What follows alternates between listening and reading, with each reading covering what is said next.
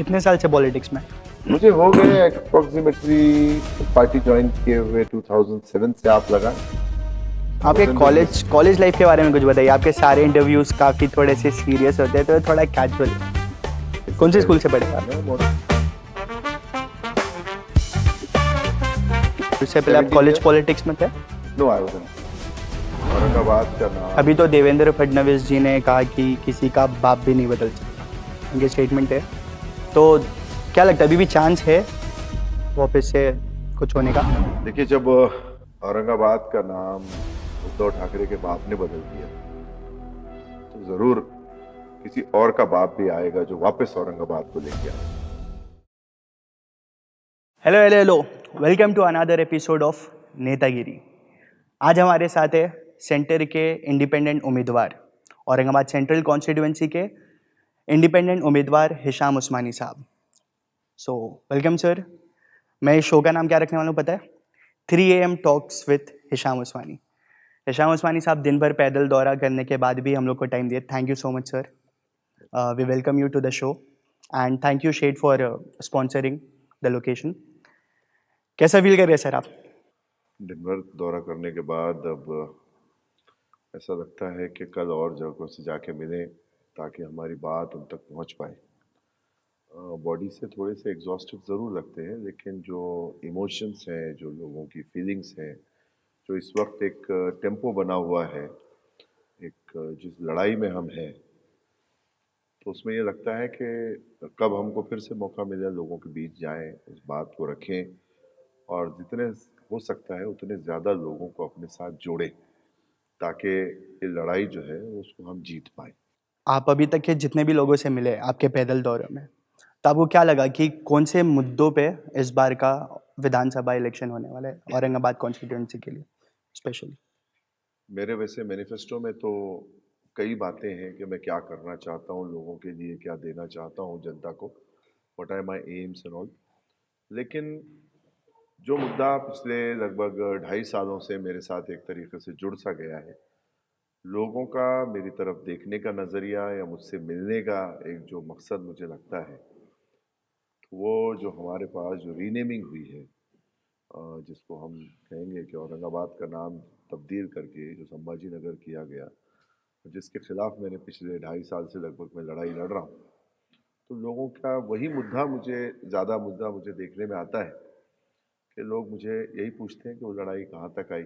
जब मैं उनसे कहता हूँ कि अब ये लड़ाई हमको पॉलिटिकल लड़ाई लड़नी है, हमको इसमें विधानसभा में जाके इसकी आवाज़ उठानी है, ये हमारा जो नाम है इसको पॉलिटिकली ख़त्म किया गया, लीगली बैटल के अंदर हमारे साथ धोखा हुआ है, हमारे साथ फ्रॉड्स हुए और किस तरीके से एक सबड्यूट करके हमारे इस नाम को ख़त्म किया जा रहा है, तो लोगों का एक, जब मैं कहता हूँ कि हमको लड़ाई लड़नी है, तो कहीं ना कहीं जब उनसे मेरा हाथ मैं पकड़ के बात करता हूँ, तो आई फील कि वो हाथ, वो ज़रा ग्रिप जो है उनकी वो और मजबूत हो जाती है and people get emotional and sometimes I too get emotional in that.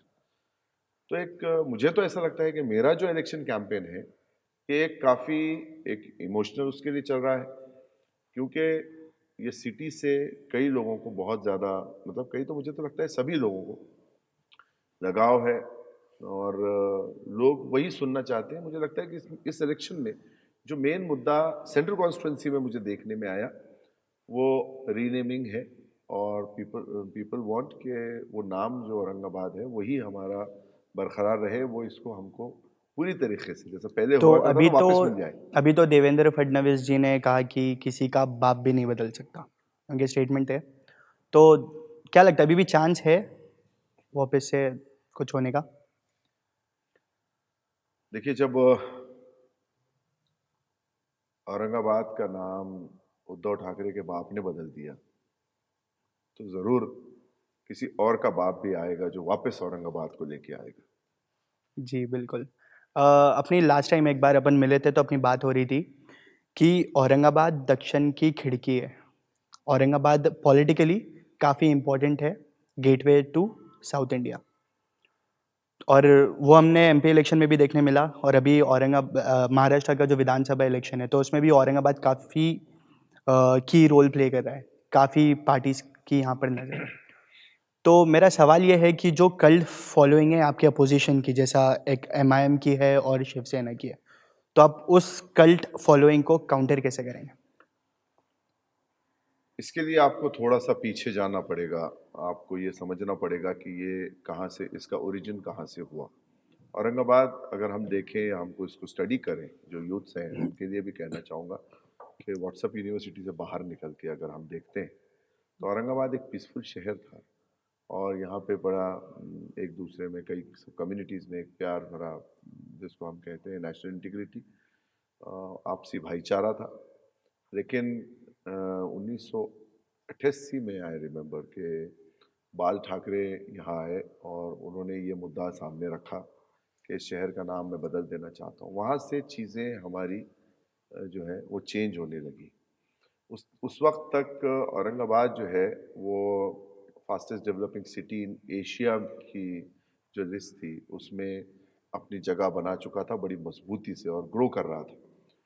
मुझे याद है, I was quite young that time, but मुझे याद है कि मेरे पूना के और हैदराबाद के जो मेरे रिलेटिव्स थे, they also were planning somewhere के हम औरंगाबाद शिफ्ट हो जाएं।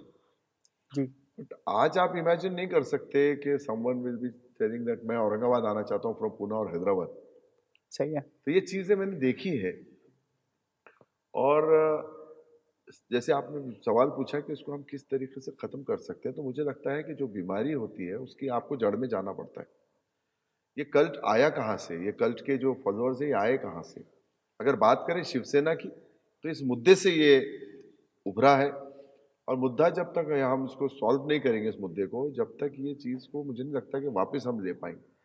दूसरी बात रही कि कांग्रेस में कुछ ऐसे लीडर्स रहे फ्रॉम 2000 और समथिंग, जिसकी वजह से माइनॉरिटीज़ में जो यहाँ पे हमेशा एक डोमिनेंस रखते थे, पॉलिटिकल डोमिनेंस रखते थे, कल्चरल डोमिनेंस रखते थे, लिटरेचर के अंदर उनका एक बड़ा रोल हुआ करता था, एक रिच माइनॉरिटी फ्लरिशिंग ये सिटी था और इट वाज वेरी, मतलब एक तरीके से पॉजिटिव वाइब्स थे।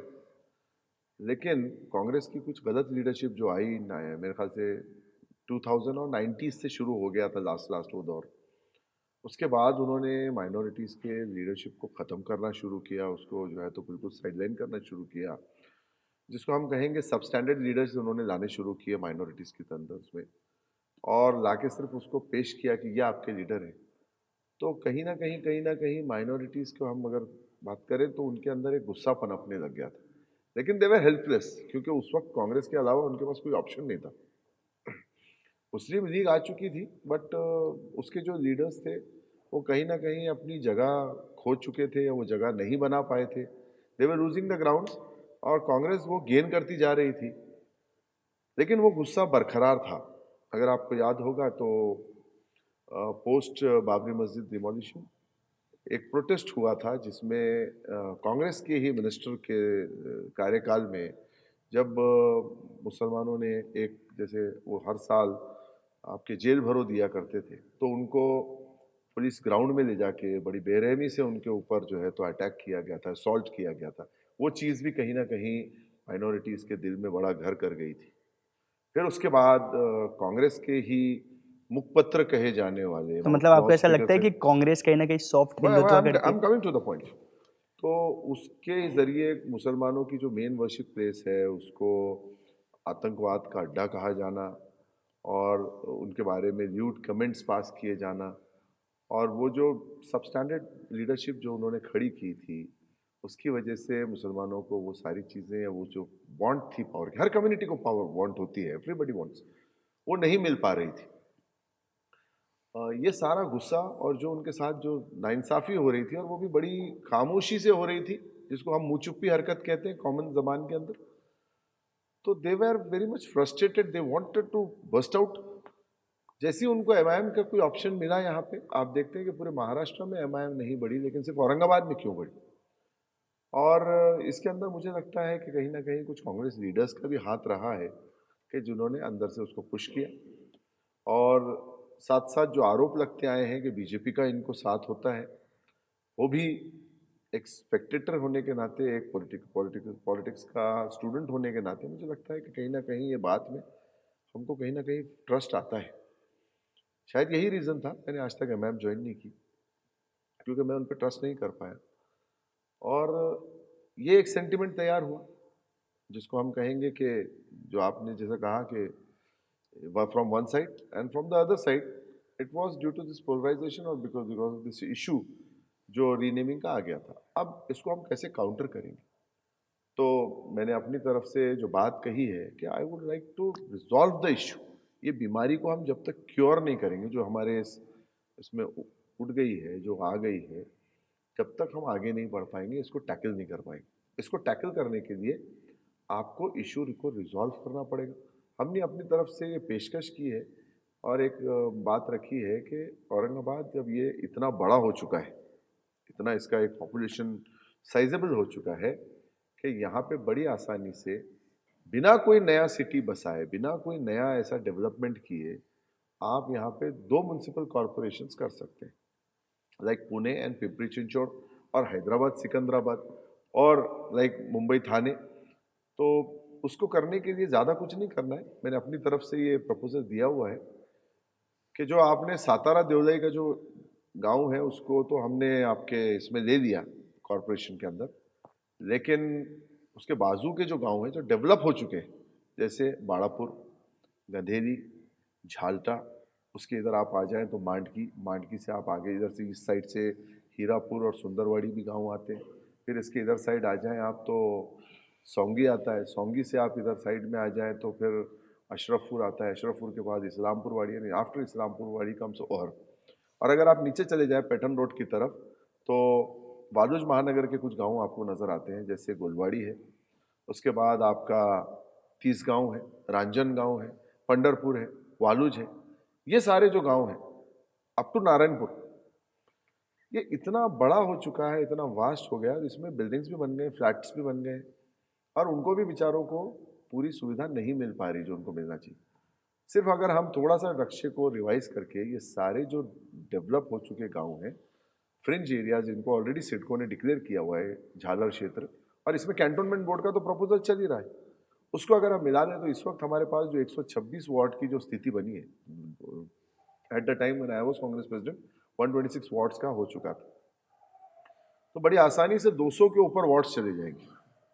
और इन 200 वार्ड्स में you can very easily make 2 municipal corporations, one which is the old one, जिसको जो हम औरंगाबाद का नाम कहेंगे, और जो दूसरा है that we can call it Sambhaji Nagar municipal corporation. मुझे लगता है कि इससे दोनों सेंटिमेंट्स सेटिस्फाई होंगे, ये मसला हल होगा, और वापस हम फिर से वापस आएंगे 1980s की पोजीशन पे जहां से ये मसला शुरू हुआ था, कि दोनों सेंटिमेंट्स को सेटिस्फाई कर। अब एक बार जब आपके अंदर कोई चीज़ आ गई है तो उसको आपको टैकल उसी तरीके से, not finish it for all. तो आपको ये करना पड़ेगा कि जो संभाजी नगर सेंटिमेंट रखने वाले हैं वो भी हमारे ही लोग हैं, यहीं के लोग हैं, उनको सेटिस्फाई करना पड़ेगा। औरंगाबाद का बहुत स्ट्रॉन्ग सेंटिमेंट है जिसका मैं भी फॉलो वो बहुत ज़्यादा कि ये होना चाहिए, उसको सेंटिमेंट को भी हमको लेना है, वरना ये कन्फ्रंटेशन हमेशा चलता रहेगा। और इसमें एमआईएम जैसी, शिवसेना जैसी पार्टियां अपना स्पेस ढूंढती रहेंगी।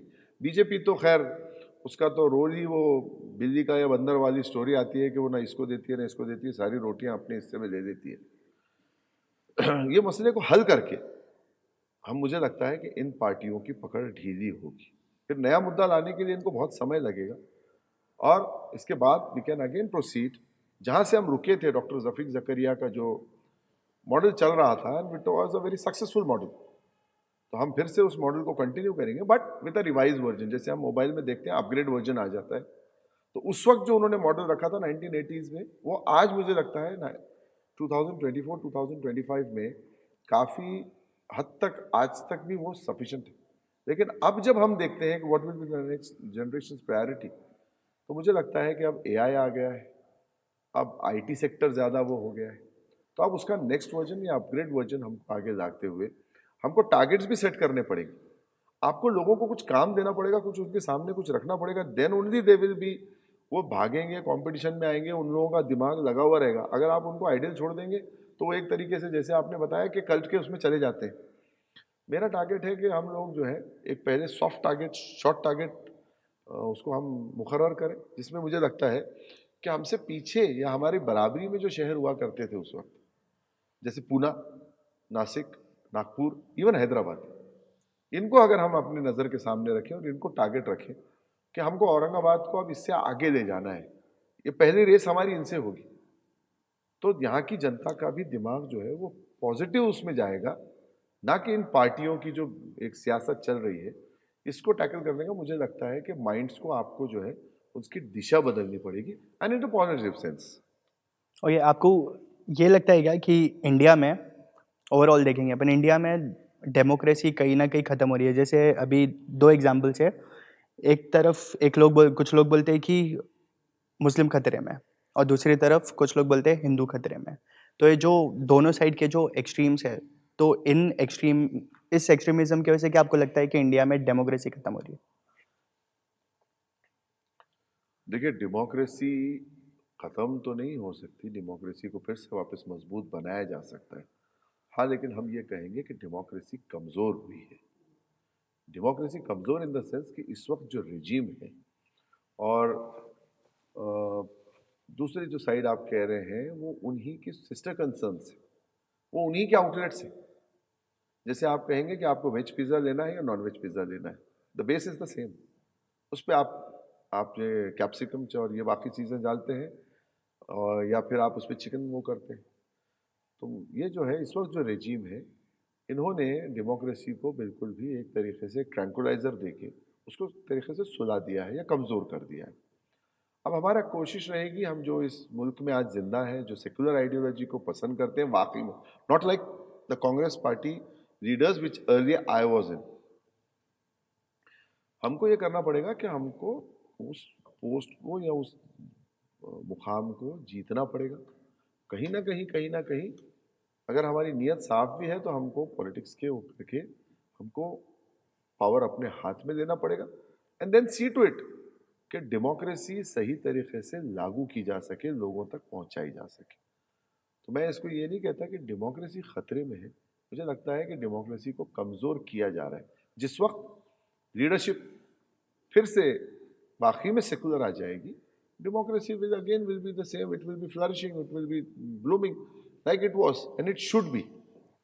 लेकिन इसके लिए हमको लड़ना पड़ेगा। अनफॉर्चुनेटली ये हो गया है कि हमारे पास एक तो शॉर्ट टर्म हम लोग संघर्ष में बिलीव करने लगे हैं कि हमने एक ट्वीट कर दिया, हमने एक फेसबुक पे पोस्ट शेयर कर दिया।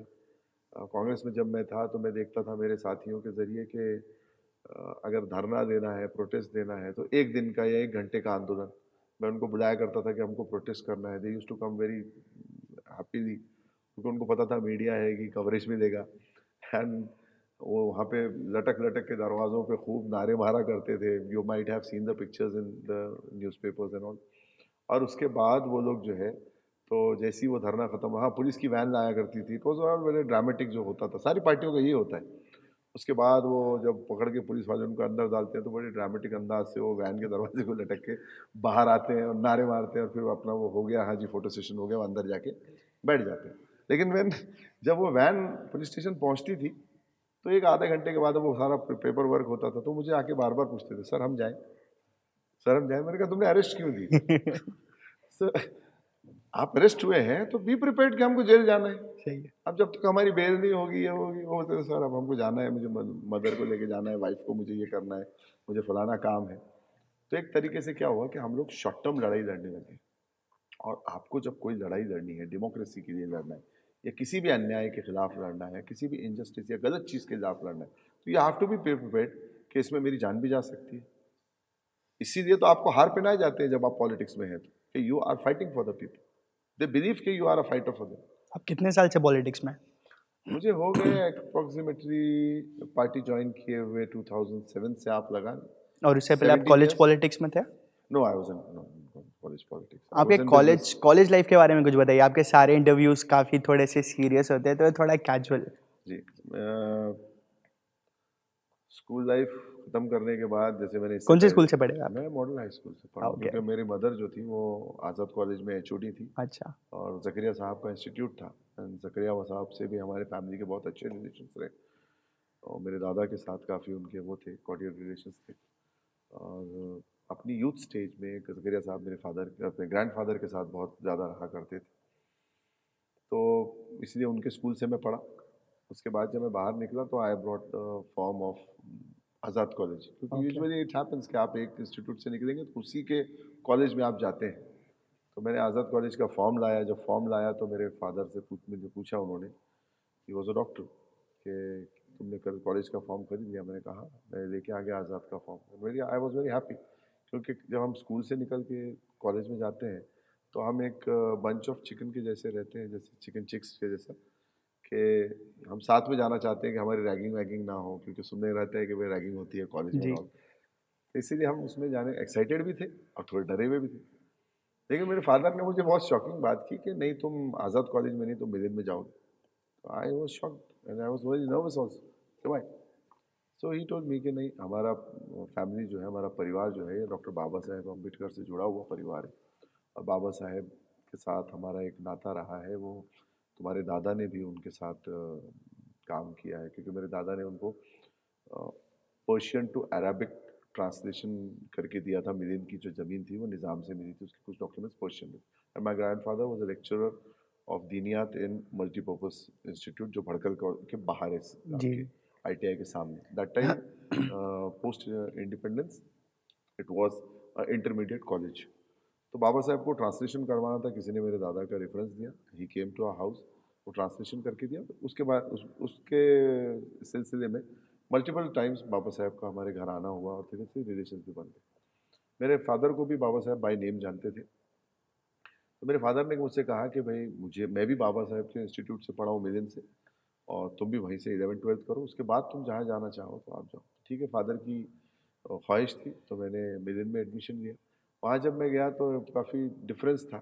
मैं एक मॉडल का जो कल्चर था, वहाँ ज़्यादा माइनॉरिटीज़ के बच्चे थे। वहाँ पे जब मैं गया तो ST से SC समझ गया, मतलब मुझे टाइम लगा थोड़ा सा एडॉप्ट होने, बट मैं हो गया उसके अंदर एडॉप्ट। उसके बाद मेरा ग्रेजुएशन फिर से वापस मैं आज़ाद में आ गया।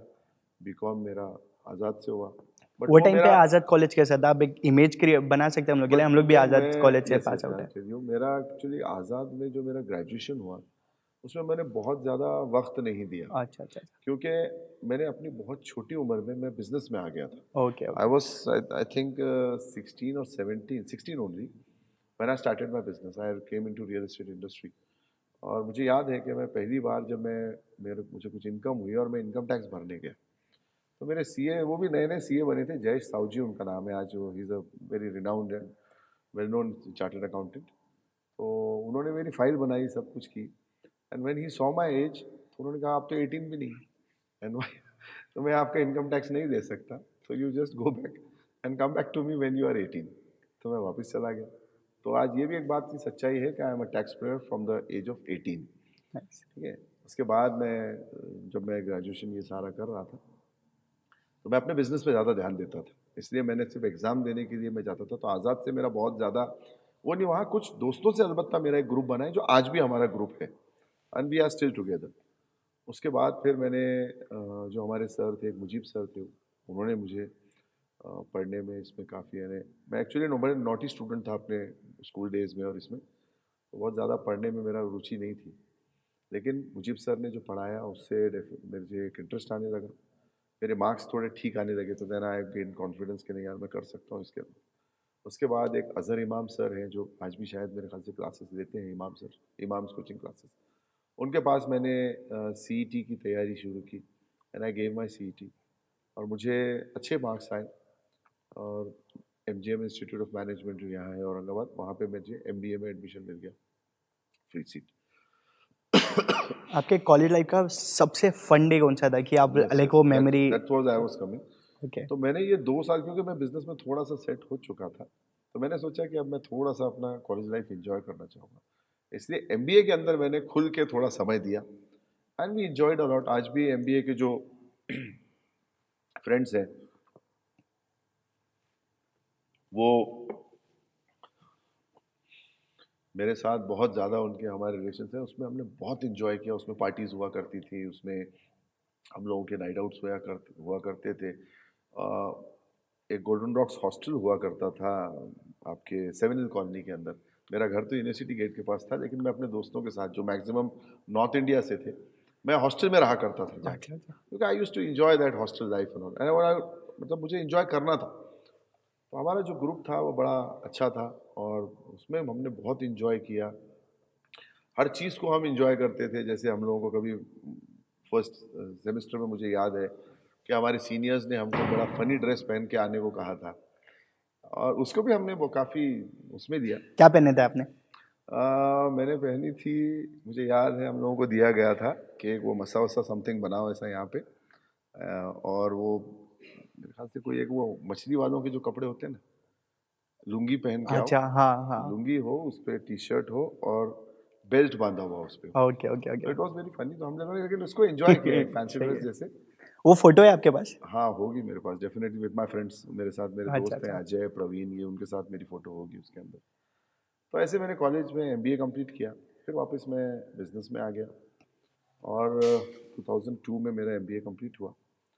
I got married in 2002 only और 2007 आते आते मुझे लगा कि एक एनजीओ भी मैंने स्टार्ट किया था मेरे दादा के नाम से जो स्टिल इज देयर। वो काम करते करते मुझे लगा कि I should join politics and I should go into politics. What motivated you? ये पिवट कैसे आया, like from college to from like from business to politics? कुछ एक ऐसा कुछ हुआ था लाइफ में? मतलब ऐसा कुछ वो नहीं कह सकते, लेकिन ये था कि मेरे कुछ फ्रेंड्स थे, they were very senior to me and they were congressman, somewhere Marwari, कोई ब्राह्मण थे, ये थे। उन्होंने मुझे देखा बिजनेस में कि मैं जो बिजनेस करता था उसमें एक मैं कमिटमेंट पे रहता था और थोड़ा सा एक सारी चीज़ें मेरा आउटलुक सेक्युलर था। तो उन्होंने मुझे कहा कि why don't you join politics, और तुम पार्टी में हो। मैं एक्चुअली पॉलिटिक्स से दूर रहना चाहता था, लेकिन उन्होंने मुझे कहा कि तुम पार्टी ज्वाइन करो। मैंने थोड़ा सोचा तो मुझे लगा कि मेरी आइडियोलॉजी जो है वो सेक्युलर है। I believe in national integrity, एकता के अंदर। तो मैंने कांग्रेस चूज़ की and I join Congress, youth Congress में काम किया। फिर किसान कांग्रेस में मैं वाइस चेयरमैन बनाया गया महाराष्ट्र का। आई वर्क देयर, काफ़ी मैंने उसमें वो किया जो भी मुझे कर कर सकता था आंदोलन और किसानों के लिए काम। उसके बाद मुझे प्रमोट किया गया ऑल इंडिया किसान कांग्रेस में एज अ कोऑर्डिनेटर, सेक्रेटरी बनाया गया मैं नेशनल, और यूपी का इंचार्ज बनाया गया, सेंट्रल यूपी का। और वहाँ जो है मुझे ज्योतिरादित्य सिंधिया और प्रियंका गांधी के साथ काम करने का मौका मिला। I work there, I was the incharge of 20 districts of Uttar Pradesh, और वो भी योगी सरकार के अंदर उस एरा में। वहाँ काम करने के बाद मुझे Aurangabad city district Congress committee की कमान सौंपी गई and I was made the city district president of Congress party of Aurangabad. यहाँ आने के बाद का मेरा सफ़र तो सबके सामने है कि मैंने कांग्रेस के अंदर कई इनोवेटिव आइडियाज़ लाए। एक ब्लूप्रिंट था मेरे पास। तो पहला तो ये था कि उनका जो ऑफिस था वो बहुत चरमरा गया था, वो बिल्कुल गिरने में आया हुआ था। और कांग्रेसी टू बी वेरी फ्रैंक यहाँ के बहुत ज़्यादा कंजूस हैं, वो उसको बनाते ही नहीं थे, बिल्कुल वो गिरता आ रहा था। कई मिनिस्टर्स यहाँ से होके गए लेकिन उन्होंने उसको नहीं बनाया। कुछ मिनिस्टर तो ऐसे भी थे कि उन्होंने पार्टी छोड़ी तो उसकी चेयर्स भी लेके चले गए पूरी उठा के। आई वॉज द नेशनल सेक्रेटरी, तो मैंने सारी चेयर्स लगवाई थी which became a national news. और वो भी मुझे लगता है कि वो जो मेरा एक पॉइंट था, पार्टी के पास एक एग्रेशन मेरा दिखा कि जिस वक्त वो कुर्सियां वहाँ से हटी थी, बड़े बड़े एमएलए यहाँ बैठे थे लेकिन उन्होंने वो कुर्सियां नहीं लगाई। जैसे ही मुझे पता चला, मैंने 1 घंटे के अंदर नई कुर्सियां ला के सारी लगा दी। उसकी न्यूज़ जो बनी थी वो एएनआई पे और इस पे बहुत ज़्यादा गई। और उस वक्त बीजेपी ढूंढ रही थी, क्योंकि इलेक्शंस थे लोकसभा के, Subhash Jhambad was the candidate of Congress here, Lok Sabha candidate. BJP ढूंढ रही थी नेगेटिव न्यूज़, लेकिन वो नेगेटिव न्यूज़ के साथ साथ मेरी पॉजिटिव न्यूज़ भी अटैच होकर चलेगी, which made me popular, more popular in Congress on national level. फिर व्हाट चेंज्ड आपका और कांग्रेस का जो हिस्ट्री है, फिर हुआ नहीं, क्या उसके ऐसा बाद मैं कि? अच्छे से काम कर रहा था। मैंने ऑर्गेनाइजेशन के अंदर कई चेंजेस लाए, ऑर्गेनाइजेशन को मजबूत किया, कई लोगों को, पढ़े लिखे अच्छे एडवोकेट्स, प्रोफेशनल्स, एमबीएस, उसको उसके बाद आपके retired government officers, businessman, journalist, even professors जो हैं, मैंने कांग्रेस में ज्वाइन करवाए। कांग्रेस का ऑर्गेनाइजेशन को बहुत मजबूत किया। काफ़ी लोग जो है तो ज्वाइन करते जा रहे थे। कोरोना में काम किया। उसके बाद में जो है जो मुद्दे, जो डिमांड मुझे समझ में आई, वो सारे मुद्दे उठाए। और ऑर्गेनाइजेशन के ज़रिए मेरी कोशिश रह रही थी कि मैं इसको ज़्यादा से ज़्यादा आगे ले जाऊं। एंड मुझे लगता है कि एक हद तक हम कामयाब हो भी रहे थे। हेरिटेज के मुद्दे मैंने उठाने शुरू किए थे, क्योंकि थोड़ी बहुत मिनिस्ट्रीज कांग्रेस के पास थी, 12 मिनिस्ट्रीज थी, कुछ एमओएस थी और कुछ कैबिनेट पोस्ट थी। उसके ज़रिए मैंने डेवलपमेंट के काम शुरू किए। मुझे सपोर्ट भी था यहाँ के जो हमारे सीनियर लीडर्स हैं, लाइक अवताड़े साहब, मुगदिया साहब, आपके उत्तम सिंह पवार साहब, ना अनिल पटेल जी, नामदेवराव पवार साहब, ये सबका मुझे सपोर्ट था। और उसके बावजूद लेकिन, और एक इसमें एक मैं बहुत रिस्पेक्ट से उनका नाम लेता हूँ हमेशा, पृथ्वीराज चौहान साहब। वैसे मेरे मेंटोर रहे हैं, मेरे नेता रहे हैं विलासराव देशमुख साहब। मैं उनका कार्यकर्ता हूँ और शायद मुझे लगता है कि ज़िंदगी भर हमेशा रहूँगा बिल्कुल उनका कार्यकर्ता। बट उसके बाद वो चीज़ें मुझे नज़र नहीं आई, वो एग्रेशन, वो जो सारा एक स्पार्क होता है लीडरशिप का, वो मुझे नज़र नहीं आया। काम करते करते मैं तो बहुत आगे की सोच रहा था कि मुझे कांग्रेस को आगे ले जाना है। हमने एमआईएम के जैसे एक चैलेंज को भी यहाँ पे उसको हमने बिल्कुल कॉम्बैट करके उसको पुशबैक करना शुरू कर दिया था। लेकिन उस वक्त कांग्रेस की आइडियोलॉजी बीजेपी अपने शिवसेना के साथ जाकर थोड़ी थोड़ी उनकी जैसी होने लगी थी।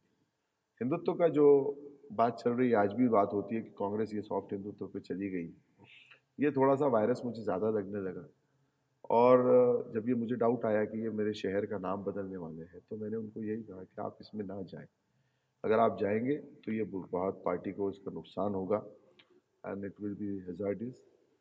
और यूपी बन जाएगा महाराष्ट्र कांग्रेस के लिए, जैसे आपके बाबरी मस्जिद डिमोलिशन के बाद आज कांग्रेस अभी तक उत्तर प्रदेश में संभल नहीं पाई है। लेकिन इन्होंने सब इस बात को अनदेखा किया। यहाँ पे पता नहीं इन लोगों ने किस किस से डिस्कस किया, मुझसे नहीं किया डिस्कस। मुझे तो यही कहते रहे कि हम नहीं कर रहे हैं, हम नहीं कर रहे हैं।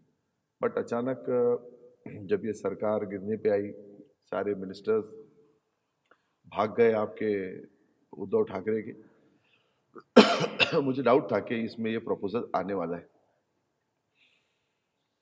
फिर भी मैंने अपनी वाइफ से डिस्कस किया, अपनी बेटी से डिस्कस किया कि देखो, मैंने, क्योंकि उन लोगों ने सफ़र किया है मेरे साथ। बात करें तो लोग शायद पॉलिटिक्स में एंजॉय करते हैं, मैं एंजॉय करने के लिए नहीं, मैं सर्व करने के लिए आया था, एक मोटिव से आया था। मेरा मकसद पॉलिटिक्स में पैसे कमाना नहीं। I want to bring change in the society and do something good from my side. तो मैंने उनसे डिस्कस किया, और क्योंकि मैं समय नहीं दे पाया, मेरे बच्चों को नहीं समय दे पाया, मेरी वाइफ को समय नहीं दे पाया, मैं पार्टी के लिए भागता रहा, और उसमें पैसा, टाइम, हर चीज़ मैंने लगा दी। तो मैंने उनसे ये कहा कि अगर ऐसा कभी करते हैं तो मैं सोचता हूँ कि मैं रिज़ाइन कर दूँ। I would like to resign, I would like to कि मेरे शहर का नाम बदला जा रहा है और मैं वहीं बैठा रहूँ, because I was made the president of Aurangabad city district Congress committee, and I didn't wanted to be a president of Sambhaji Nagar city district Congress committee.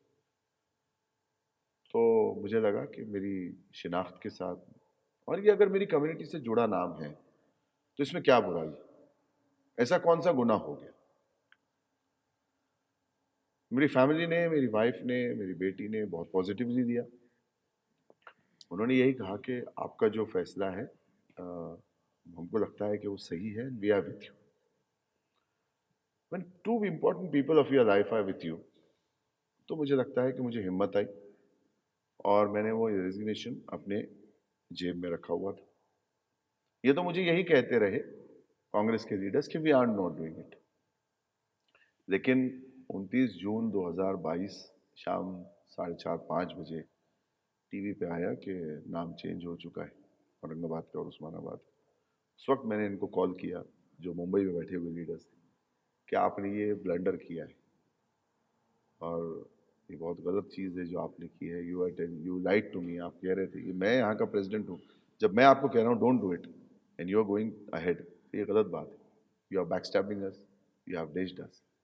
तो वो मुझे ब्राइब करने की कोशिश करने लगे, नहीं नहीं तुम खामोश बैठ जाओ, अभी देखो तुम्हारा कांग्रेस में बहुत ब्राइट फ्यूचर है, ये डिसीजन हमको लेना पड़ा, और तुमको जो भी अभी पहली एमएलसी आएगी आगे, वो हम तुमको दे देंगे, तुमको असेंबली का टिकट मिलेगा, अभी सरकार आई तो तुमको, हम हो सकता तुम मिनिस्टर भी बना दिए जाओ, तुमको प्रमोट करेंगे, महाराष्ट्र का फेस करेंगे आगे, ये वो, और ब्ला ब्ला ब्ला। बहरहाल मेरी वो सारी बातें एक तरीके से, मेरे कान बंद हो चुके थे, उनकी बातें मेरे सर के ऊपर से जाने लगी थी। And I told them nothing doing, at no cost I can accept this, and I'm resigning from my post. And I resigned.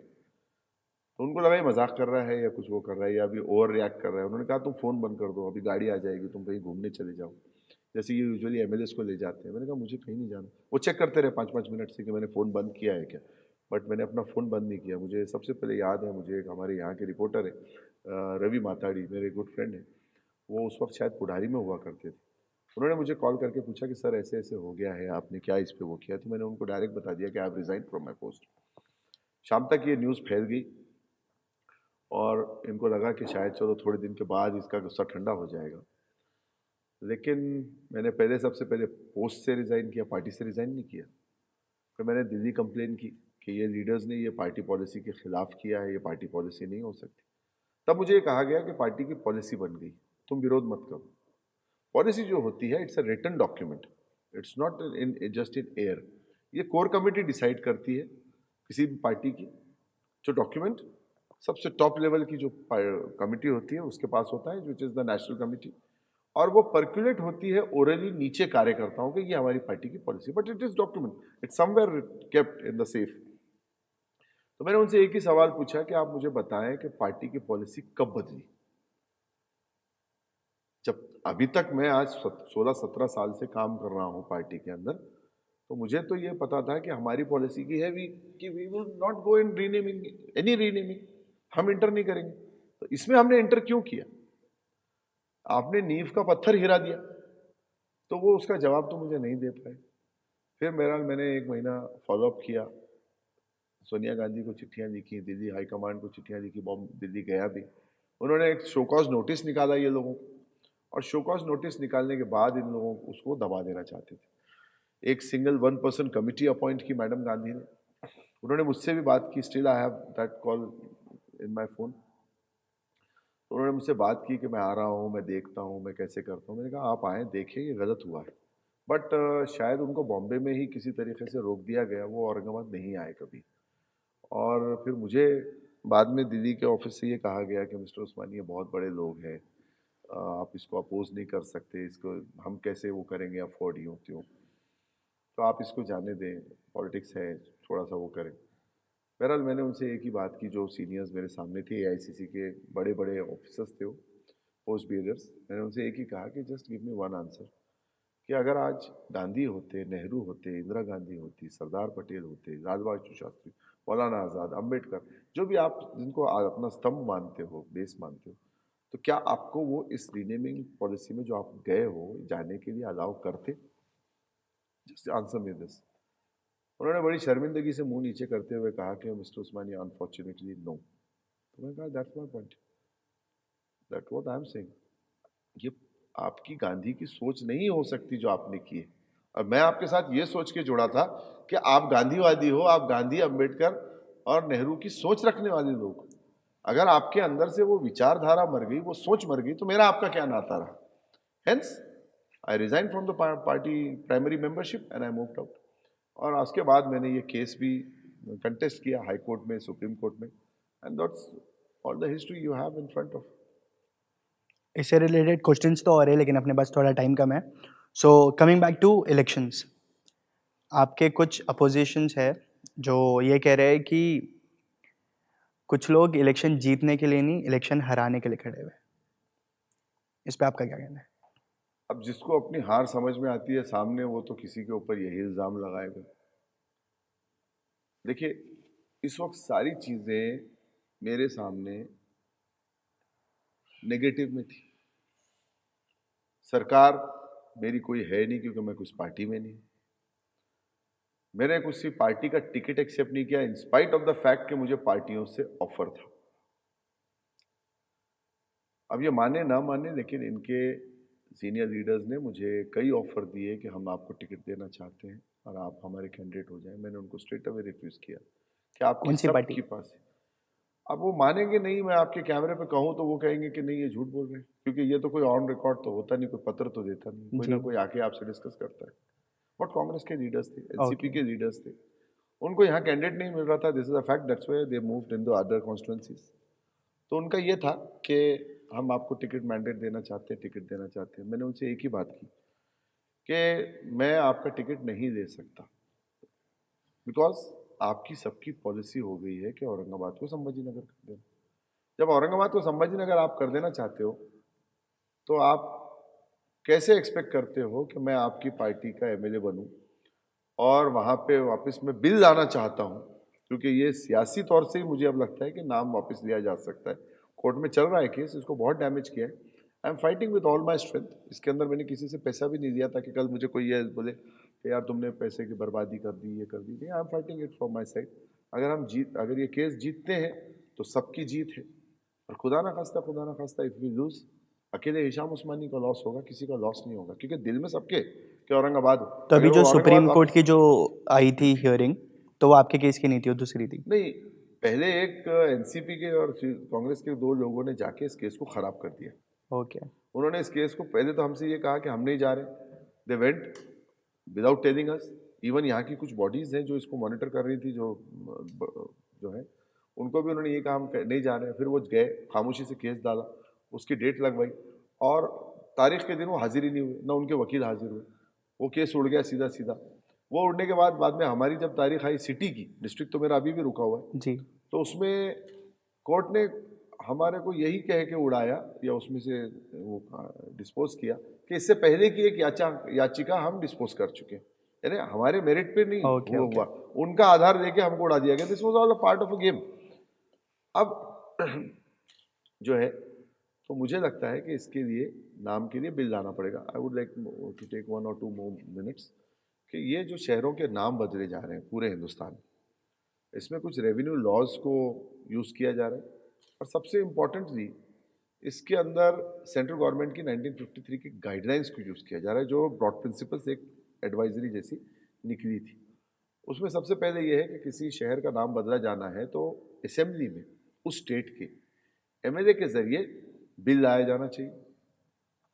उस बिल पे चर्चा होगी, चर्चा होने के बाद जो है उस पर वोटिंग होगी, सिंपल वोटिंग, और वोटिंग के बाद जो है तो वो अगर पास हो जाता है तो सेंटर के पास वो अप्रूवल के लिए जाएगा। अब सबसे इंपॉर्टेंट है कि हमारे पास एमएलए हो जो ये बिल लाने की कैपेसिटी में हो या ला सकता है। और फिर उसके नीचे बाकी सारी लाइंस हैं दी हुई, जिसके ऊपर हम केस लड़ रहे हैं कि ये भी फॉलो नहीं हुआ सारा, कि हिस्टोरिक जगहों के नाम नहीं बदले जाने चाहिए, एक शहर के मतलब उस शहर का उस नाम का उस स्टेट में कोई गांव भी नहीं होना चाहिए, महापुरुषों के और नेशनल हीरोज़ के नाम से गांव शहरों के नाम नहीं बदले जाने चाहिए, लोकल पेट्रियाटिज्म या लिंग्विस्टिक रीज़न के हिसाब से नाम नहीं बदले जाने चाहिए, डिटेल रीज़न दिया जाना चाहिए। कैसा कुछ भी नहीं हुआ, सारा इसमें उल्टा हुआ है, तो वो हम केस लड़ रहे हैं। लेकिन अगर आप इसको दूसरी साइड से देखें तो आप देखिए कि पूरे हिंदुस्तान में जितने भी बिल लाए जा रहे हैं एमएलए के जरिए, एमएलएस के जरिए, वो राइट विंग ग्रुप्स के हैं, और चाहे उसको बीजेपी हो या कोई भी राइट विंग ग्रुप हो, वो ही बिल लेके आ रहा है। सेकुलर पार्टीज के किसी एमएलए के जरिए आज तक कोई भी ऐसा बिल नहीं लाया विच इज रिवर्सेबल, क्योंकि वो रिवर्स कर रहा है चीजों को। अब यहां अगर आप देखें तो कांग्रेस, एनसीपी, शिवसेना, बीजेपी, शिंदे गठ, अजित पवार गठ, ये सबने नाम बदल दिया। इनकी पॉलिसी है संभाजीनगर करना, तो इनका तो कोई एमएलए ला ही नहीं सकता ना। इनका अगर एमएलए लाने की कोशिश करेगा तो ये कहेंगे just mister please sit down, it's goes away against our policy. तो जब ये पॉलिसी के खिलाफ है तो वो कैसे ला पाएगा? इसलिए मैं इनका एमएलए बन के जाना नहीं चाहता।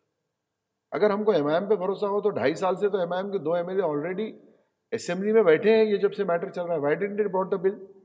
उस पर तो उन्होंने कभी मुंह भी नहीं खोला, including the MP of 2 MPs of MIM, उन्होंने भी पार्लियामेंट में इसमें बात नहीं की। जब मैंने ये जानने की कोशिश की कि ये सेंट्रल गवर्नमेंट से जब एनओसी आई थी, जब स्टेट से सेंट्रल प्रपोजल गया था अप्रूवल के लिए, क्या उन लोगों ने ऑब्जेक्शन लिया? तो पता चला कि इसमें कोई ऑब्जेक्शन भी नहीं लिया गया है। तो हम किस पे ट्रस्ट करें? इसीलिए मैंने इस इलेक्शन को इंडिपेंडेंट कंटेस्ट करने का इरादा किया, and I am contesting as a independent candidate. और बात करें नाम की, जैसे अभी हमारी डिस्कशन हो रही थी, लोगों में गुस्सा है, लोगों में ये भावना है कि ये नाम वापस आए, लेकिन लोकसभा चुनाव के अंदर ये मुद्दा नहीं रहा, क्योंकि मुद्दे दूसरे थे। लोकसभा चुनाव के अंदर सीएनआरसी से रिलेटेड, फार्मर्स के इश्यूज से रिलेटेड, महंगाई से रिलेटेड, नेशनल पॉलिसीज से रिलेटेड, और जो कॉन्स्टिट्यूशन को ख़त्म कर किए जाने की बातें हो रही थी, तो ये सारे मुद्दे थे जिस पे हर कम्युनिटी साथ आई और उन्होंने वोट किया। लेकिन जब बात है असेंबली इलेक्शंस की, तो एटलीस्ट औरंगाबाद में ये इशू बहुत प्रोमिनेंट है। तो सर, अभी आपने कहा कि आप इंडिपेंडेंट, आपने डिसीजन लिया कि एज एन इंडिपेंडेंट कैंडिडेट आप ये इलेक्शन कॉन्टेस्ट करेंगे, तो क्या चैलेंजेस आप फेस कर रहे हैं?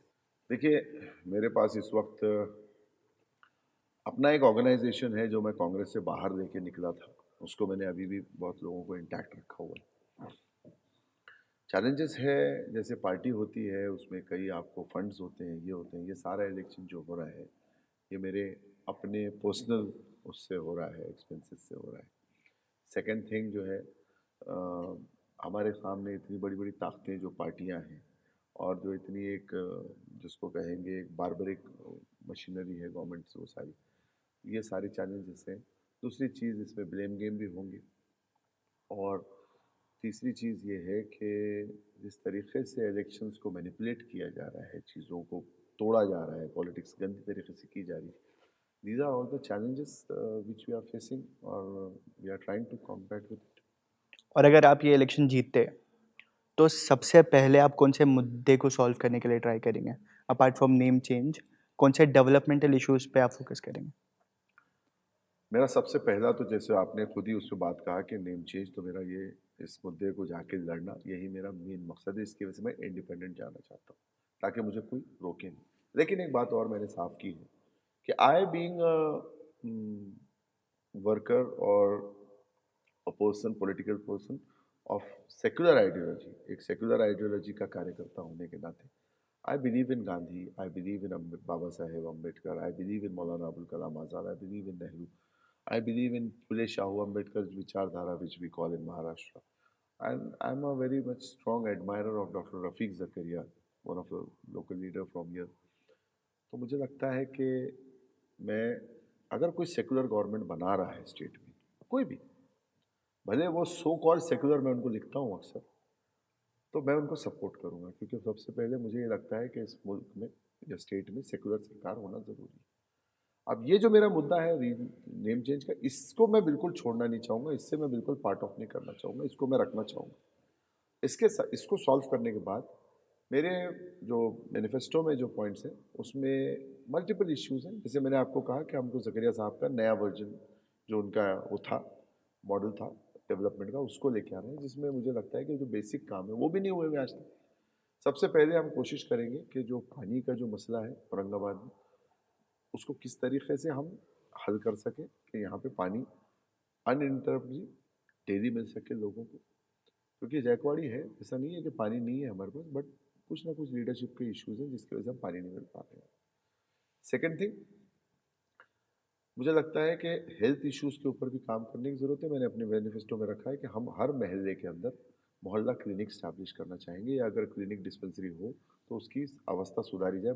मैंने तो, अब मैं घूम रहा हूँ कैंपेन के अंदर, मैं पूछता हूँ यहाँ क्लिनिक है, तो 60-70% मुझे ये जवाब मिलता है कि नहीं, यहाँ क्लिनिक नहीं है, और कहीं अगर मिलता भी है तो कहते हैं साहब वो बंद पड़ा है, डॉक्टर नहीं है वहाँ। तो हम चाहेंगे कि मोहल्ला क्लिनिक हो। थर्डली, हर महल्ले के अंदर हम चाहेंगे कि हेल्थ क्लब्स कायम हो, क्योंकि यूथ्स को आपको एनर्जी के लिए, कुछ उनकी एनर्जी को बस्ट आउट करने के लिए कुछ ना कुछ देना पड़ेगा। फोर्थली, हम चाहेंगे कि हर महल्ले के अंदर उसमें कम से कम एक छोटी सी क्यों ना हो, एक लाइब्रेरी स्टैब्लिश।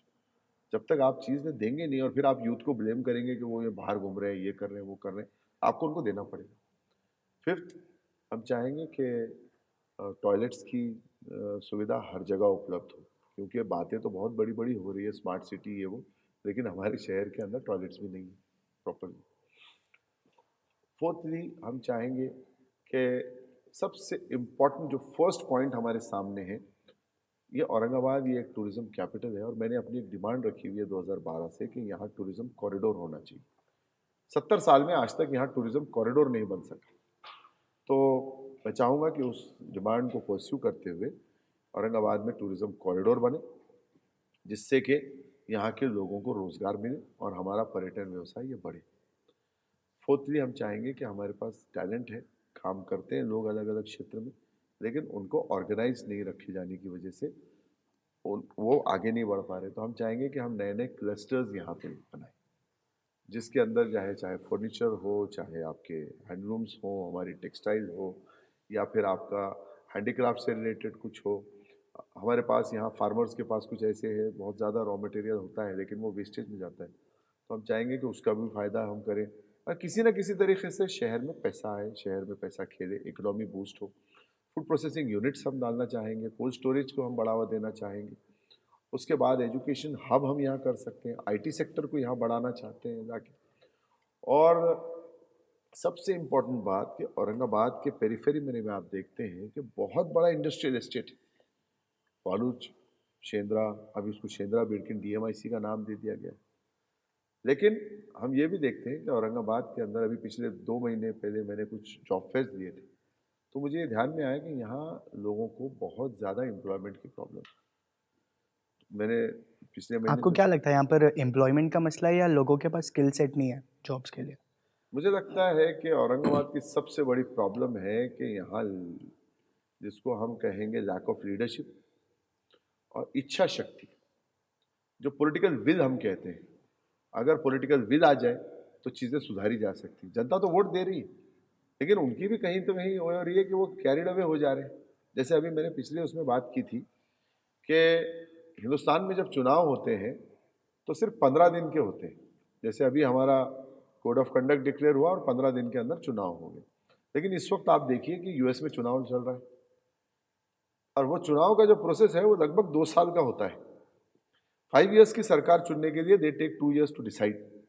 लेकिन हमको 15-20 दिन दे दिए जाते हैं और हमारे नौजवान जो हैं या लोग जो हैं वो कैरिड अवे हो जाते हैं। कौन कितना पैसा खर्चा कर रहा है, कौन सी स्टंटबाजी लगा रहा है, कौन किस पे इल्ज़ाम लगा रहा है, और ये सारे गेम के अंदर वो पता चला 15 दिन निकल गए, हमने एक आधे को वोट दे के चुना लिया और बाद में 5 साल तक आप उसको कोसते रहें, आप अपने अपने आप को कोसते रहें, लेकिन कोई फ़र्क नहीं पड़ेगा। 5 साल आपकी ज़िंदगी की यूँ निकल गए।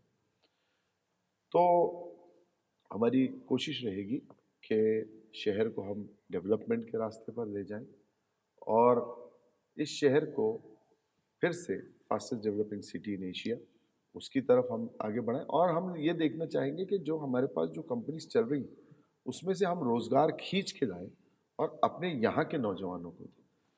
जो लीडरशिप है उसका काम है एक ब्रिज के तौर पे काम करना, कि वहाँ जो जॉब्स निकल रही है उसको आप लाएं, लोगों को दें, नए अलग अलग सेक्टर्स इस्टेब्लिश करें जहाँ से जॉब एम्प्लॉयमेंट हो सकता है, क्रिएट हो सकता है। अभी आपको मैं एक छोटी सी बात बता के उसमें करूँगा कि हमने इन लोगों ने मतलब औरंगाबाद को संभाजी नगर कर दिया, बट मुझे लगता है ये बहुत बड़ा ब्लंडर हुआ है, क्योंकि मैं जिस शख्सियत का कार्यकर्ता हूँ अपने आप को मानता हूँ, विलासराव देशमुख साहब, उन्होंने इसका अपोज किया था, उन्होंने ये बिल वापस बनाया था। दूसरा, यहाँ पे एक बड़े नेता हुए हैं गोविंद भाई श्रॉफ एसबी कॉलेज, जिन्होंने मजदूर की, उनका एक आर्टिकल है 1995 का मेरे पास, जिसमें उन्होंने कहा था कि ये सबसे बड़ा ब्लंडर होगा अगर आप इस शहर का नाम बदलेंगे तो उसको भी हमने कोर्ट केस में वो किया हुआ है। अब इसमें जब ये हुआ कि जब आपने औरंगाबाद का नाम संभाजी नगर कर दिया तो इसमें हमको फ़ायदा क्या हुआ, जबकि मैं क्योंकि बिजनेस उससे आता हूँ, एमबीए मैंने किया हुआ है, तो थोड़ा सा फाइनेंस उसमें देखता हूँ। बेहतर होगा कि हम नई महानगर पालिका, जैसे मैंने कहा, उसको हम बनाए संभाजी नगर, बनेगी तो इसी धरती पर, इसी शहर में, कोई आपको नया इंफ्रास्ट्रक्चर नहीं बनाना है इसमें। लेकिन ये होगा कि आप जाके अगर बॉम्बे म्यूनिसिपल कॉरपोरेशन एक्ट जो है वो अगर आप पढ़ेंगे 1960 का, तो उसमें आपको पता चलेगा कि स्टैब्लिशमेंट फंड हमको मिलता है सेंटर से। अगर नई म्यूनिसिपल कॉरपोरेशन स्टैब्लिश होगी तो हमको कम से कम 100 करोड़ रुपया मिलेगा उसके लिए, तो वो पैसा आएगा इंफ्रास्ट्रक्चर में लगेगा। दूसरी चीज़, औरंगाबाद को एक वर्ल्ड हेरिटेज सिटी डिक्लेयर किया जाए, ऐसा 2015 में एक प्रपोजल देवेंद्र फडणवीस सरकार के द्वारा भेजा गया है, जो यूनेस्को के पास पेंडिंग है। लेकिन इस शहर का नाम बदले जाने के बाद मुझे लगता है वो प्रपोजल कहीं ना कहीं कटाई में पड़ गया। ऐसा कोई वो यूनेस्को डिक्लेयर नहीं कर सकता। अगर आप देखें तो अहमदाबाद को मोदी ने वो यूनेस्को से वर्ल्ड हेरिटेज सिटी डिक्लेयर करवाया हुआ है। वहाँ तो उन्होंने अपने स्टेट में कोई ऐसा झगड़ा नहीं रखा, लेकिन हमारे पास उन्होंने यहाँ झगड़ा डाल दिया। अब अगर हम इसको फिर से औरंगाबाद कर देते हैं कॉरपोरेशन को और सिटी को, तो इसके लिए हम भी यूनेस्को से वो डिमांड को प्रेस करें, उसको देखें और कम से कम 1000 करोड़ हम हेरिटेज और टूरिज्म के नाम से लेके आ सकते हैं। यानी इधर 100 करोड़ का फंड इधर से सेंटर से, कम 1000 करोड़ का फंड यूनेस्को से या वर्ल्ड उससे हम लेके आ सकते हैं। यहाँ क्योंकि बुद्धिस्ट मॉन्स्ट्रीज और ये वो भी हैं, तो हम चाइना और जापान जैसे कंट्रीज़ में, जिन्होंने ऑलरेडी हमको मदद की हुई है आपके एजेंटा एलोरा के लिए, वो भी हम ला सकते हैं और इस शहर के अंदर फिर से डेवलपमेंट को बढ़ा सकते हैं, टूरिज़्म को बढ़ा सकते हैं। खुशहाली कैसी लाई जाए वो सोच सकते हैं। हमको ये भी सोचना है कि एक नया वाटर बॉडी हमको कायम करनी है। जकरिया साहब ने हमको जयकवाड़ी दी, लेकिन उसके बाद हमने कभी तलाश नहीं की कि एक और वाटर बॉडी हो, क्योंकि किसी भी सभ्यता को डेवलप होने के लिए पानी बहुत ज़रूरी है। तो इन कामों पे, इन मुद्दों पे हम काम करना चाहेंगे। मुझे लगता है कि इस 5 साल के लिए ये जो विजन है, ये अगर इसको अचीव करते हैं, इसमें से जो भी हम अचीव करते हैं, it's will be sufficient. On a lighter note, Faisal भाई के घर के पास का रोड का काम बाकी है जो वेस्ट में आता है, तो अगर आप जीतते हैं तो क्या आप उनका वो रोड बनाएंगे? मैं कोशिश करूंगा कि फैसल भाई को मैं एक दूसरा अच्छा घर दिखाऊं और उनको वहां से शिफ्ट करवा दूं, क्योंकि थोड़े दिन पहले उनकी गाड़ी का जो है वो, आप मेरे लगता है नीचे का कुछ रेडिएटर या कुछ टूट गया था। तो देखेंगे कि या तो, क्योंकि वो उस कॉन्स्टिट्यूंसी में आता नहीं, अगर फिर भी मेरे पॉकेट अलाउ करे तो मैं अपने खर्चे से उसको बना दूंगा, और नहीं बना सके तो फैसल भाई को हम कहीं ना कहीं दूसरे अपनी कॉन्स्टिट्यूंसी में जहाँ अच्छी सड़क है वहाँ हम उनको शिफ्ट करवा लें। तो मैं यहाँ पर एक चीज़ कहना चाहूँगा कि ये कैंडिडेट इंटरव्यू था, मैं प्रिपेयर्ड नहीं था, मेरे पास क्वेश्चंस नहीं थे, लेकिन एक हिशाम उस्मानी साहब जैसे बंदे से बात कर, लाइक वो इतने इंटेलेक्चुअल है कि हम लोग बात करते गए, क्वेश्चंस खुद ब खुद आते गए, डिस्कशन पूरा ऑर्गेनिक था। So thank you so much. ये रैप अप नहीं कर रहे हम लोग, एक सवाल बाकी है, आखिरी सवाल। जो सज्जाद नवानी साहब का भी जो स्टेटमेंट आया, जो उन्होंने सपोर्ट किया जिस भी कैंडिडेट को आपके अपोजिशन में, तो उस पर आपका क्या कहना है? देखिए, इलेक्शन हम जो कंटेस्ट कर रहे हैं वो अपने मकसद के लिए कंटेस्ट कर रहे हैं। ये हमने किसी से मदद मांग के नहीं कंटेस्ट की है। हमारा एक मकसद है, और उस मकसद को हम काफ़ी प्योर मानते हैं कि हम अपनी सरजमीन के लिए लड़ रहे हैं, हम अपनी शिनाख्त के लिए लड़ रहे हैं। हमारी पहचान हमको वापस चाहिए, चाहे इसके लिए लड़ते लड़ते हमारी जान ही क्यों ना चली जाए। कभी कभी हमको ऐसा लगता है कि वो रंग दे बसंती का जो सीन है, हम सोचते हैं कि कहीं हम वो तो कैरेक्टर प्ले नहीं कर रहे। तब इसमें सामने कौन आता है, that doesn't matter for us. इसमें कोई हमारे कैलकुलेशंस नहीं, हम ये देखेंगे कि इसमें कितना फायदा कितना नुकसान। हमको अपना शहर चाहिए और चाहिए, एक बात। दूसरी बात, अगर कहीं कोई नाम डिक्लेयर हुआ है तो मैं किसी के बारे में कोई गलत बात नहीं कहना चाहूंगा, लेकिन कुछ इवैल्यूएटिंग पॉइंट्स में जरूर रखना चाहूंगा। जिस पार्टी की बात करें, शिवसेना की, तो उनके सुप्रीमो बड़ी बेशर्मी से ऑन कैमरा ये बात कहते हैं कि हाँ, हमने बाबरी मस्जिद गिराई है और हमको इसका फख्र है। तो पहले क्या है, वो माफी नहीं मांगनी चाहिए उनको मुसलमानों से आके? दूसरी चीज, क्या हमने बाबरी मस्जिद के डिमोलिशन को सही मान लिया? सेकंड थिंग, 3 तलाक बिल हो या 370 एब्रोकेशन ऑफ 370 हो, उसमें शिवसेना क्लियर कट बीजेपी के साथ रही। मैंने जब कांग्रेस को नहीं बख्शा आइडियोलॉजिकल ग्राउंड्स पे, तो मैं शिवसेना को कैसे बख्श दूं? थर्ड थिंग, इस वक्त जो वक्फ बोर्ड का जो अमेंडमेंट का जो बिल आया था 2024 में, जिसका कि हम विरोध कर रहे हैं, जिसका कि जिक्र मेरे मैनिफेस्टो में है कि हम एक ब्लास्फेमी एक्ट बनाना चाहते हैं कि अगर कोई किसी की तौहीन करता है नबी की शान में या और किसी मजहबी शख्सियत के, तो उसको कड़ी से कड़ी सजा मिलनी चाहिए। हम ये कहते हैं कि वक्फ बोर्ड का जो अमेंडमेंट बिल आया है वो पूरी तरीके से क्वैश होना चाहिए, हम उसको जो है तो उसका अपोज करते हैं। तो उस वक्फ बोर्ड के जो अमेंडमेंट बिल के अंदर शिवसेना के 9 एमपीज जो है वो गायब रहे, जिसके ऊपर हमारे बुजुर्ग ये कहते हैं कि तैयार रहे, हाँ शायद हमको इसके लिए जान से भी लड़ना पड़े। और उसी शिवसेना जिसने ये किया, हम उसको कैसे सही मान सकते हैं? थर्ड थिंग, औरंगाबाद का केस जिसके लिए हम अपनी जान देने के लिए तैयार हैं, वो किसने चेंज किया? उद्धव ठाकरे बड़ी बेशर्मी से कहते हैं कि ये मेरे बाप का सपना था। मैं भोसले परिवार तक गया, जब मैंने रिजाइन किया तब मैं शिवाजी महाराज के वंशजों से मिला जाके कि आपका क्या टेक है। उन्होंने कहा इसमें तो हमारा कोई टेक ही नहीं है, ना कभी शिवाजी महाराज ने ये बात की, ना कभी संभाजी महाराज ने ये बात की, ना कभी उनके सुपुत्र साहू महाराज ने ये बात की, ना आज तक की जो भोसले 2 परिवार हैं, कराड़ की ये गद्दी है और सातारे की ये गद्दी, उन्होंने कभी ये बात की? इन्होंने उनको अभी संभाजी नगर करने पे बुलाया था, लेकिन वो लोग नहीं आए यहाँ पर। ये सिर्फ और सिर्फ बाल ठाकरे का सपना था। तो जब हम सपोर्ट करते हैं तो क्या हमने संभाजी नगर को एक्सेप्ट कर लेना है? तो बड़ी माजरत से कहना चाहूंगा कि हम संभाजी नगर को एक्सेप्ट नहीं करेंगे और संभाजी नगर करने वालों को भी एक्सेप्ट नहीं करेंगे। फोर्थ थिंग, जिस हजरात को सपोर्ट दिया जा रहा है, हजरत को सॉरी,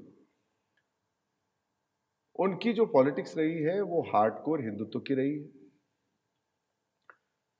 संभाजी नगर का नाम हमको बिल्कुल तस्लीम नहीं, उनके हर जगह बैनर्स पे संभाजी नगर लिखा है। मुझे याद है कुछ दिन पहले यहाँ पे औरंगाबाद में एक तरीके से रॉइट्स हुए थे। दो कम्युनिटीज के बीच में काफी कन्फ्रंटेशन हुआ था।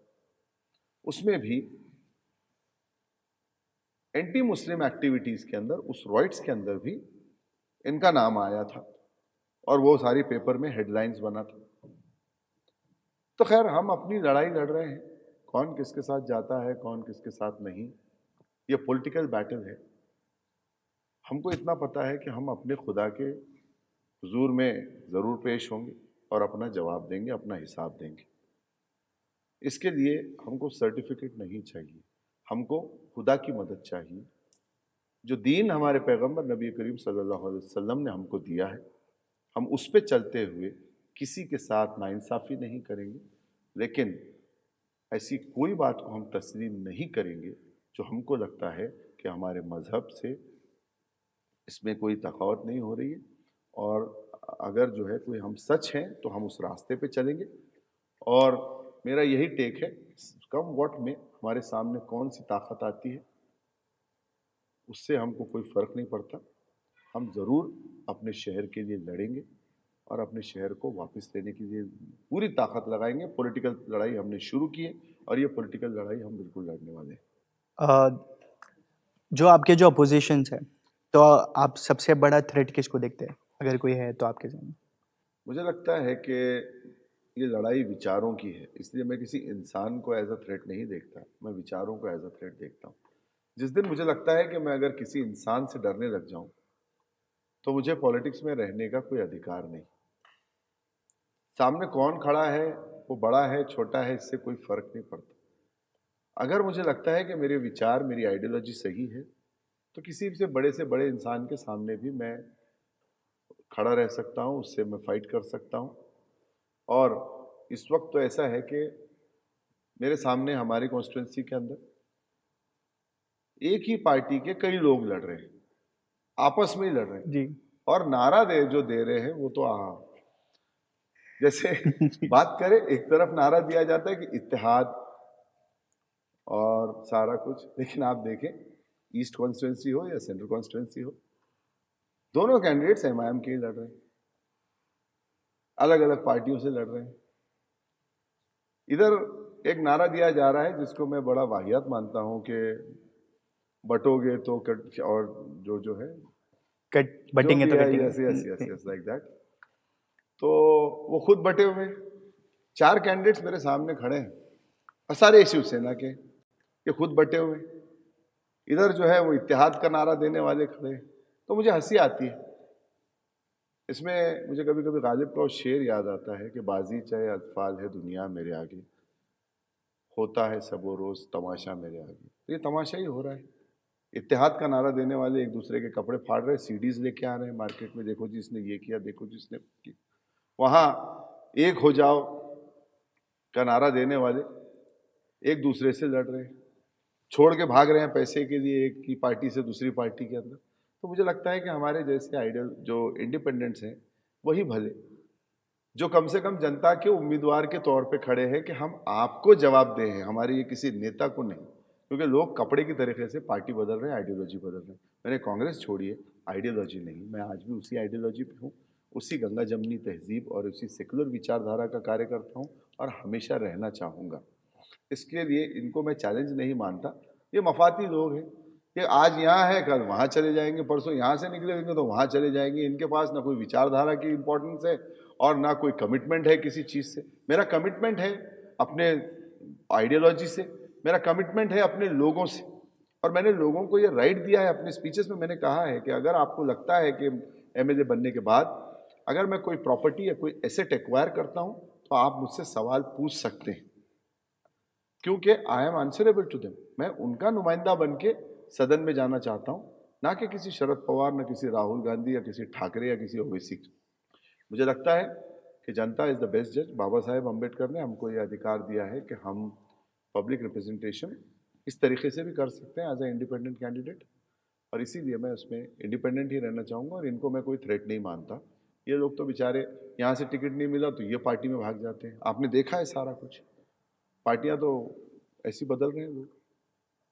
मुझे लगता है जो हमारे सामने थ्रेट्स हैं, that is unemployment, hate politics and the basic जो हम लोग नहीं दे पाए अभी तक, सारे ये लोग जो सरकारें आई, बेसिक नीड्स जो हैं सारी, वो सारी हमारे सामने थ्रेट्स हैं। उस चीज़ को हमको दूर करना है। हमको औरंगाबाद को महाराष्ट्र में नहीं, इंडिया में नहीं, इंटरनेशनली हमको उसको ले जाना है और उसको आगे बढ़ाना है।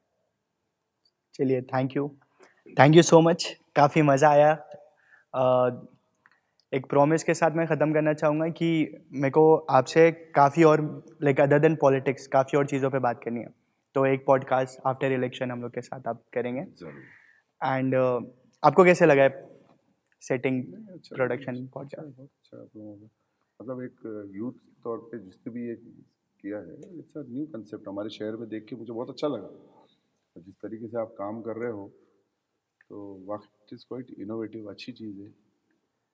हमारे शहर में ये सब चीज़ें आ रही हैं, हम लोग हमारी एज में तो नहीं था ये सारा चीज़ें। बट देखो, नई जनरेशन में टैलेंट है, और उसको अगर हमारे जैसा थोड़ा सा एक यानी हम आपके क्योंकि बड़े भाई हैं, हमारा सपोर्ट मिल जाए तो आप लोग और आसानी से इसको ज़्यादा तेज़ी से आगे बढ़ा पाओगे। हमको ये चीज़ें नहीं मिली, कोई बात नहीं, समय का वो था।